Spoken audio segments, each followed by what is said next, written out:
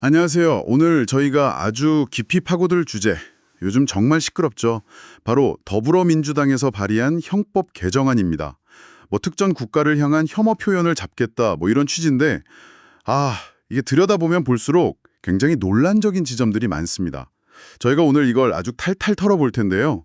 법률 전문가들은 어떻게 보는지, 또 외교나 정치, 시민사회 쪽에서는 어떤 우려들을 하고 있는지 좀 입체적으로 살펴보겠습니다. 특히 이게 그냥 남의 얘기가 아니라 어쩌면 우리의 표현의 자유, 더 나아가서 국가의 주권 문제랑도 연결될 수 있다. 이런 이야기까지 나오거든요. 자, 그럼 바로 한번 시작해 볼까요? 먼저 이 법안이 도대체 뭘 바꾸겠다는 건지 이거부터 좀 명확히 해야 할 것 같아요. 핵심은 그거죠. 특정 국가에 대한 모욕이나 혐오 표현, 이걸 이제 형사처벌하겠다. 네, 맞습니다. 그러니까 인터넷 같은 데다가 특정 국가를 막 비하하거나 아니면 혐오 감정을 막 드러내거나 이러면 이제 처벌 대상이 될 수도 있다. 이런 이야기죠. 발의안 쪽에서는 국가 간의 괜한 갈등 일으키는 그런 혐오 표현 좀 막아서 사회 안정을 찾겠다. 이런 명분을 내세우고 있고요. 또 이런 법 만드는 것 자체가 주권 국가의 입법권이다. 이런 주장도 하고 있습니다. 네, 그런데 바로 여기서부터 이제 논쟁이 시작되는 것 같습니다. 대체 어디까지가 비판이고 어디서부터가 혐오냐? 이 기준이 너무 애매하다. 이런 지적이 굉장히 많아요. 예를 들어서 어떤 나라 정책이나 인권 문제를 좀 강하게 비판하는 것도 혹시 모욕으로 몰리는 거 아니냐? 이런 걱정들이 나오는 거죠. 바로 그 모로함. 이게 사실 법률 전문가들이 가장 크게 걱정하는 부분입니다. 헌법학자들이나 이 혐오 표현 법률 연구하시는 분들은요, 특정 국가에 대한 모욕이라는 말 자체가 너무 추상적이다, 이렇게 봐요.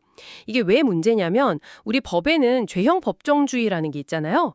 어떤 행위가 범죄가 되는지는 명확하게 딱 규정해야 한다는 건데 근데 이게 모호하면 나중에 법을 집행하는 사람이 그냥 자기 맘대로 자의적으로 판단해서 처벌할 수도 있게 되는 거 아니냐 이런 우려죠. 그러니까 코에 걸면 코걸이, 귀에 걸면 귀걸이가 될 수 있다. 이런 말씀이시군요. 그렇죠.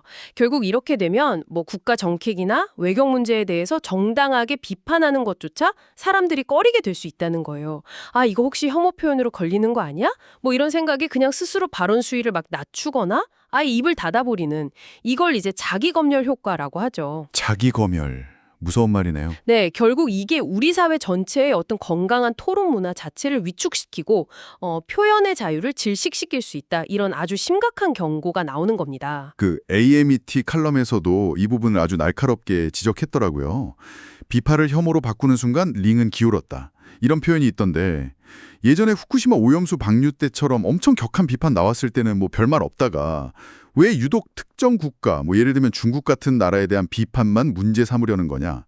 이거 기준이 너무 제멋대로 아니냐. 이런 비판이었죠. 맞습니다. 누구 입맛에 맞추려는 거냐 이런 의심이 들 수밖에 없는 상황인 거죠. 자, 근데 여기서부터가 진짜 좀 심각하게 봐야 할 부분인 것 같습니다. 바로 이 법안이랑 홍콩 국가보안법이 연결될 수 있다. 이게 어떻게 우리 국민을 해외에서 그것도 이중으로 처벌받게 할 수 있다는 건지 이 연결고리가 좀 복잡한 것 같은데요. 네, 핵심은 그 홍콩 국가보안법 제38조입니다.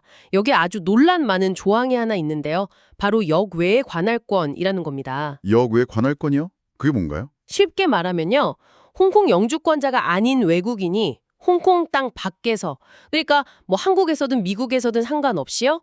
거기서 한 행위에 대해서도 홍콩 국가보안법을 적용해서 처벌할 수 있다는 거예요. 예. 아니 홍콩 밖에 있는 외국인한테도 홍콩 법을 적용한다고요? 그게 가능한가요? 네, 이론상으로는 그렇다는 거죠. 전 세계 모든 사람을 잠재적 처벌 대상으로 삼겠다는 건데 이게 국제적으로도 엄청난 비판을 받고 있는 조항입니다. 와, 그럼 이게 우리나라 형법 개정안이랑 어떻게 연결된다는 거죠? 자, 한번 상상을 해보죠. 만약에 한국에서 이 새로운 형법 개정안이 통과됐어요. 그리고 어떤 우리 국민이 특정 국가, 예를 들어 중국 정부를 비판하는 글을 썼다가 유죄 판결을 받았다고 칩시다. 그럼 이 한국 법원의 유죄 판결 자체가요. 홍콩 당국 입장에서는 굉장히 좋은 법률적 증거가 될 수 있다는 거예요. 증거가 된다고요? 네, 홍콩 쪽에서는 봐라. 당신네 나라 법원에서도 이미 범죄라고 인정하지 않았느냐? 이렇게 주장하면서 그 국민을 홍콩 국가보안법 위반 혐의로 기소할 근거를 확보하게 되는 거죠.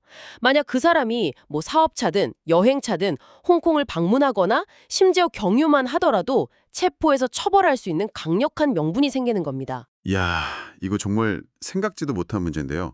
그냥 하는 말이 아니라 실제로 법조항 때문에 가능한 시나리오라는 거잖아요. 그렇습니다.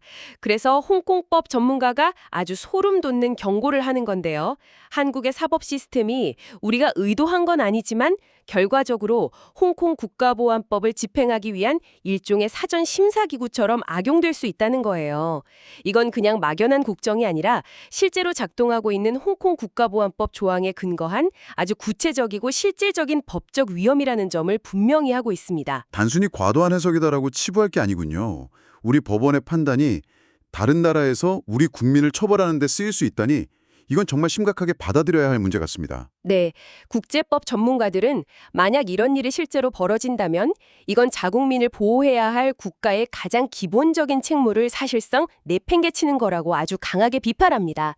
더 나아가서 특정 외국의 법 집행에 우리 사법부가 결과적으로 도움을 주는 꼴이 되면서 대한민국의 사법 주권을 우리 스스로 훼손하거나 포기하는 결과로 이어질 수 있다. 이런 심각한 경고까지 하고 있죠. 지정학 전문가는 여기서 한 발 더 나아가서요. 이 법안이 우리 스스로에게 법률적인 족쇄를 채우는 것과 같고 국가 안보 차원에서도 상당히 위험한 발상이다. 이렇게까지 평가하고 있습니다. 와, 정말 문제가 한두 가지가 아니네요. 근데 또 있어요. 이 법안의 절차적인 문제, 그리고 이게 정치적으로 악용될 수 있다는 우려도 굉장히 크다고요. 특히 그 피해 당사자인 특정 국가가 직접 고소하지 않아도 그냥 제3자가 고발할 수 있게 해놨다는 점, 이게 왜 문제가 되는 거죠? 네, 그게 이제 친고죄나 반의사 불벌죄가 아니라는 건데요. 이 지점 때문에 정치학 전문가나 시민사회 활동가들이 아주 심각하게 우려를 표합니다. 누구나 고발 가능하다는 건요, 특정 정치적인 목적을 가진 어떤 세력이나 단체가 자기들과 생각이 다른 개인이나 단체를 탄압하는 아주 편리한 수단으로 이 법을 악용할 수 있다는 뜻이 되거든요. 아, 그러니까 마음에 안 드는 사람을 그냥 이걸로 걸어서 괴롭힐 수 있다. 그렇죠. 예를 들어서 특정 국가에 좀 비판적인 목소리를 내는 언론인이라든지 학자, 시민단체 이런 곳들을 딱 표적으로 삼아서 계속 고발하는 거예요. 그럼 활동이 위축될 수밖에 없잖아요. 심지어 피해 국가가 가만히 있더라도 국내의 어떤 특정 세력이 나서서 내가 대신 문제 삼아주겠다 이렇게 될 수 있다는 거죠. 야, 그럼 우리 사법기관이 졸지에 다른 나라 명예지킴이 노릇을 하게 되는 건가요? 좀 이상한데요. 네, 그래서 비판적인 시각에서는 이걸 두고 외부의 압력보다 오히려 더 위험할 수 있다. 우리 내부에서부터 사법 시스템의 근간을 스스로 무너뜨리는 입법적 자해 행위다. 이렇게까지 아주 강하게 비판하는 겁니다. 그리고 또 하나, 국제관계의 기본 원칙 중 하나가 상호주의잖아요. 근데 이 법안에는 그런 고려가 전혀 안 보인다는 지적도 있더라고요. 우리만 일방적으로 특정 국가에 대한 비판의 문을 닫아버리는 게 과연 우리 국익에 맞는 거냐? 이런 질문이죠. 맞습니다. 외교 전문가나 지정학 전문가들이 거의 공통적으로 지적하는 부분인데요. 우리만 일방적으로 특정 국가 비판을 형사처벌 대상으로 삼으면 외교적으로 아주 심각한 불균형을 초래할 수밖에 없어요. 상대 국가는 우리에 대해서 뭐 어떤 비판을 하든 자유로운데 우리는 스스로 입에 재갈을 물리는 셈이 되니까요. 그렇죠. 있다. 이게 전문가들의 거의 일치된 견해입니다. 비유도 아주 찰떡 같던데요. 레슬링 경기 시작도 전에 스스로 그냥 바닥에 누워버리는 거라고. 네, 그 지정학 전문가가 한 비유인데 시합 시작도 전에 그냥 스스로 매트에 등을 대고 누워서 상대방이 쉽게 핀을 하도록 내주는 자세, 즉 스스로 매트를 등지는 자세와 같다는 거죠. 또 우리만 의무를 지고 상대방은 아무런 제약이 없는 이런 비대칭적인 법률 관계를 자초하는 것이다. 이렇게도 비판하고요. 물론 뭐 반론도 있긴 하겠죠. 이 법안에 대해서.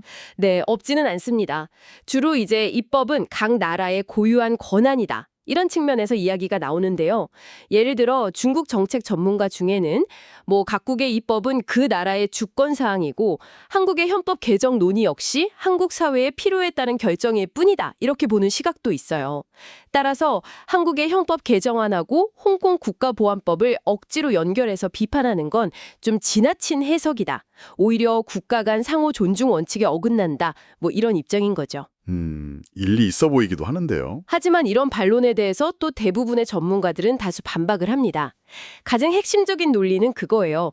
홍콩 국가보안법 제38조의 역유의 간할권 조항이 그냥 종이 위에 쓰인 길자가 아니라 실제로 작동하고 있고 그 영향력을 절대 무시하면 안 된다는 거죠. 홍보법 전문가는 두 법이 억지로 연결되는 게 아니라고 강조합니다. 한국 법원의 유죄 판결이 홍콩 당국에게 역외관할권 행사를 정당화하고 실행에 옮기게 만드는 법률적 증거로 기능하는 것은 피하기 어려운 거의 필연적인 관계라는 거예요. 아, 지나친 해석이 아니라 충분히 예상 가능한 법리적 결과다. 그렇죠. 그리고 또 하나, 이 법안을 서구 여러 나라의 혐오 표현 규제법과 같은 선상에서 보는 것도 좀 무리가 있다는 지적이 많습니다. 서구의 관련 법들은 주로 폭력을 선동한다거나 특정 인종, 종교, 성소수자 집단에 대한 차별이나 증오를 막 부추기는, 그러니까 개인의 안전과 권리를 직접적으로 위협하는 행위를 명확하게 규제하는 데 초점을 맞추고 있거든요. 네. 근데 지금 논란이 되는 우리 개정안은 국가에 대한 모욕이나 혐오만은 기준이 아주 불분명하고 추상적인 개념을 처벌 대상으로 삼으려 한다는 점에서 근본적인 차이가 있다는 겁니다. 정당한 비판까지 처벌될 위험이 훨씬 크다는 거죠. 그렇군요. 그럼 종합적으로 한번 정리를 해볼까요? 이 법안 뭐가 문제고 어떤 위험들이 있는 건지. 네, 종합적으로 볼 때 이 형법 개정안은 혐오 표현 규제라는 그 명분 자체는 뭐 그럴듯해 보일 수 있지만 그 이면에 여러 심각한 문제점들을 안고 있다는 평가가 지배적입니다. 첫째, 가장 근본적으로 모욕, 혐오의 기준이 너무 모호하다는 거. 그래서 법의 명확성 원칙에 어긋날 소지가 크고 이게 곧바로 표현의 자유와 정당한 비판 활동을 위축시킬 명백한 위험으로 이어진다는 점입니다. 네, 그게 가장 큰 문제 같고요. 둘째는 그 홍콩 국가보안법과의 연계 가능성입니다. 이게 그냥 혹시나 하는 우려가 아니라 법 조항에 근거한 구체적이고 실질적인 위험이라는 거. 그래서 우리 국민이 해외에서 이중 처벌을 받을 수 있는 길을 열어줄 수 있다는 거죠. 이건 단순히 국민 보호 의무를 저버리는 걸 넘어서 국가의 사법 주권 자체를 침해할 수 있다는 아주 심각한 논란을 낳고 있고요. 셋째로는 피해 국가 의사람 상관없이 제3자가 고발할 수 있게 한 조항. 이게 정치적으로 악용될 위험이 매우 높다는 겁니다. 특정 세력이 비판적인 목소리를 잠재우기 위한 수단으로 이 법을 남용할 가능성을 배제하기 어렵다는 거고요. 마지막 넷째는 국제관계의 기본 원칙인 상호주의에 어긋나서 외교적 불균형을 초래하고 국가의 전략적 자율성을 스스로 깎아먹을 수 있다는 점입니다. 정말 다각도로 문제가 많네요. 그래서 결론적으로는 뭐 혐오 문제에 대한 사회적 대응이 필요하다는 점 자체에는 공감대가 있을 수 있겠지만 그 해결 방식이 꼭 이렇게 모호한 형사처벌 조항을 새로 만드는 방식이어야 하느냐, 여기에 대해서는 심각한 의문이 제기되는 거죠. 오히려 뭐 시민 교육을 강화한다거나 아니면 차별이나 선동행위에 대한 민사적인 구제 절차를 좀 더 두텁게 마련하는 식으로 비형사적이면서도 더 정교한 접근이 바람직하지 않겠냐, 이런 대안적인 의견들이 힘을 얻고 있는 상황입니다. 네, 오늘 저희가 정말 논란의 중심에 있는 형법 개정안을 둘러싼 여러 겹의 문제들을 아주 깊숙이 들여다봤습니다. 혐오 표현을 막겠다는 그 취지 뒤에 숨어있는 표현의 자유 위축 가능성, 또 국가 주권 문제, 그리고 우리 국민의 안전과 직결된 이중 처벌 위험까지 정말 중요한 가치들이 복잡하게 충돌하고 있다는 걸 다들 느끼셨을 것 같습니다. 마지막으로 여러분께 이 질문을 한번 던져보면서 마무리하고 싶은데요. 아까 잠깐 언급했던 에미트 칼럼의 마지막 문장이 계속 좀 맴돌아서요. 자유는 늘 시끄럽지만 침묵의 질서는 더 위험하다는 말이었습니다. 만약 이 말이 정말 맞다면 우리 사회는 이 시끄러움과 위험한 침묵 사이에서 과연 어디에 더 무게중심을 두어야 할까요? 그리고 이런 상황에서 국가의 역할은 또 무엇이어야 할까요? 한번 진지하게 고민해 볼 지점이 아닌가 싶습니다.